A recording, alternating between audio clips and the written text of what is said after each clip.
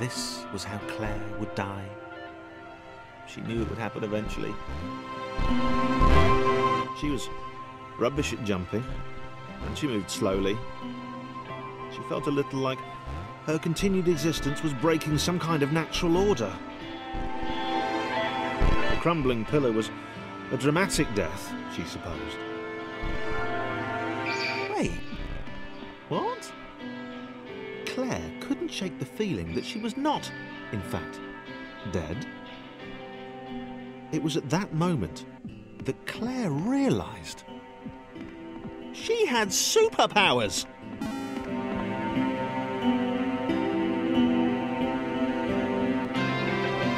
She'd need a cape. There was no getting around that. You couldn't be a superhero without a cape. Claire didn't want confusion. If you saw a cape, that made matters clear. You knew what you were dealing with. Claire was all about communication. And, you know, floating in water, which was her superpower.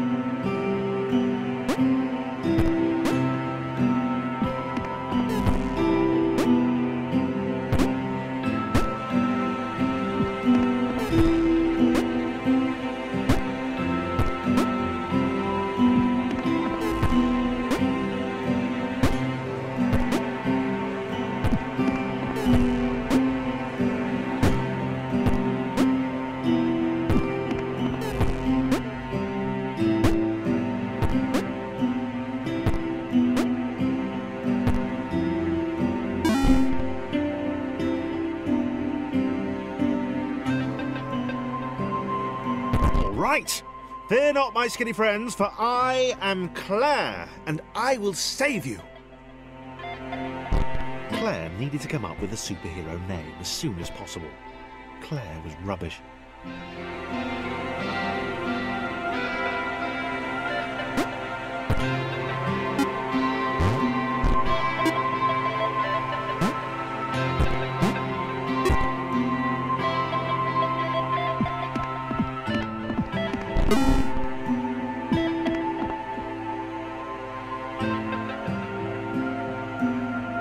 Claire arrived just in time, which was, of course, the perfect moment for superheroes to arrive.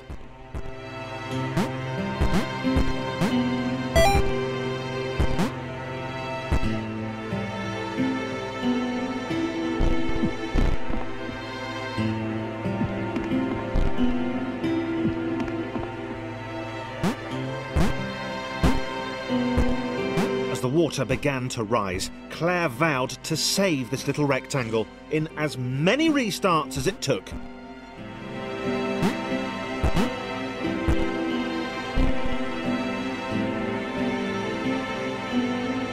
Claire wondered if Thomas would make a good sidekick. Or was she more the lone Avenger type? She'd like that. The sole hero in a world of rectangles and conveniently placed pools of toxic water.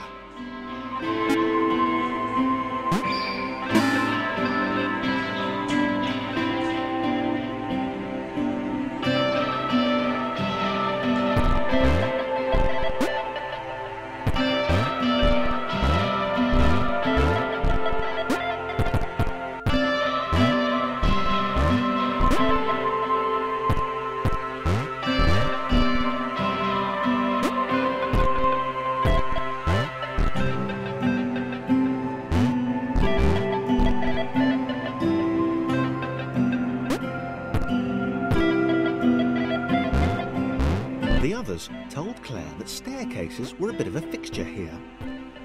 Claire wondered why the world made it so difficult.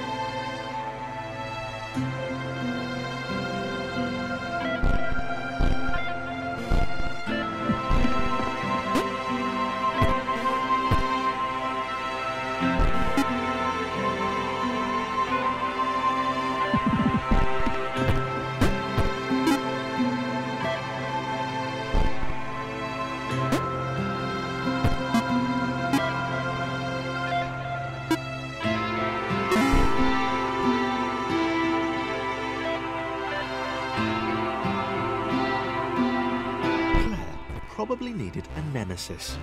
A villain who would show their true colours at the worst possible moment, hurting all she held dear. Chris was the most obvious choice. He seemed stroppy enough, and his jump was so pathetic that it conveniently avoided Claire's insecurities. Yes, Chris. Diabolical Chris. The fiendish Christopher.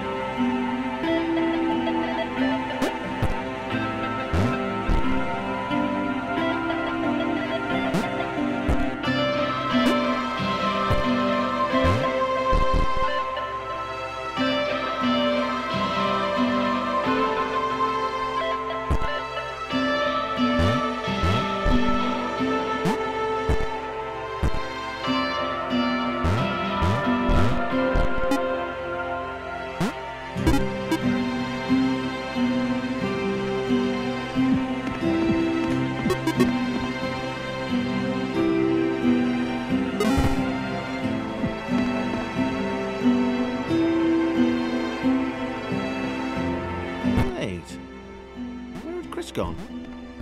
Was he off somewhere? Plotting Claire's downfall?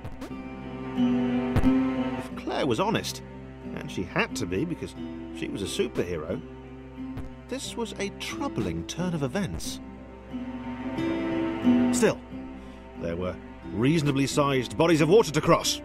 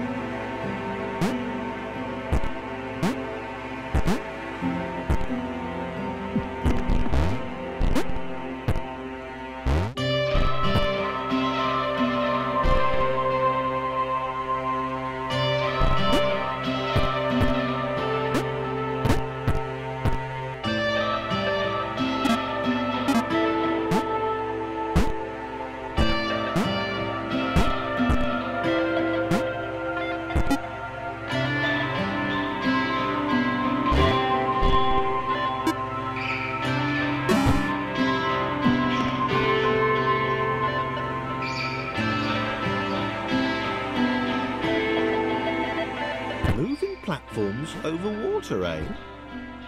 Claire's newly heightened senses told her that there were multiple paths across with various possible configurations of the little posse.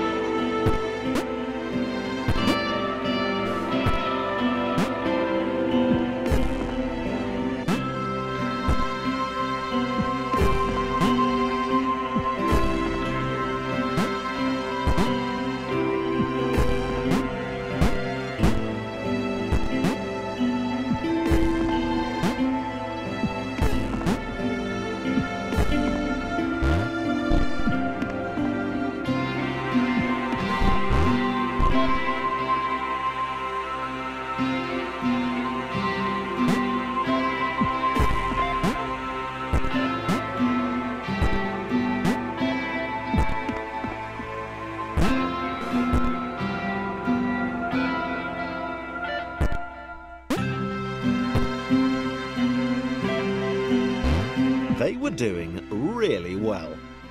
Claire hoped she could get them all across. John was fully aware he could do this alone. Thomas hoped he'd never have to.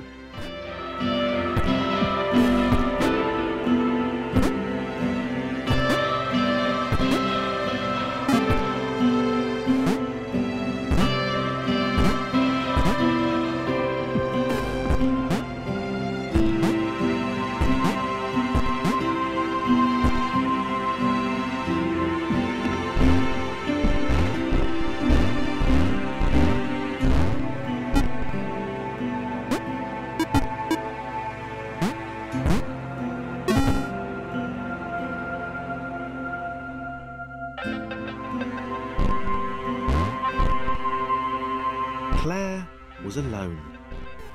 Which was odd, because she wasn't meant to be alone. She needed to be where there were rectangles to save. Being the only superhero in a given space kind of defeats the object. Spikes? That was new. Claire avoided them.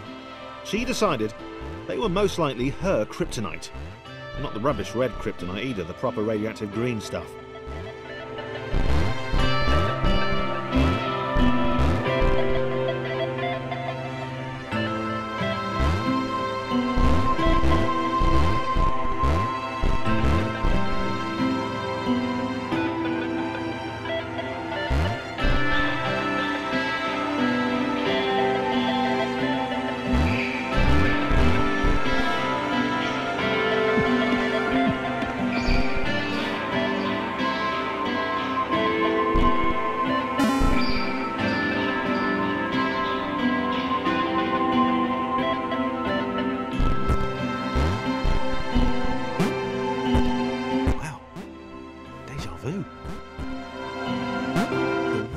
Repeating.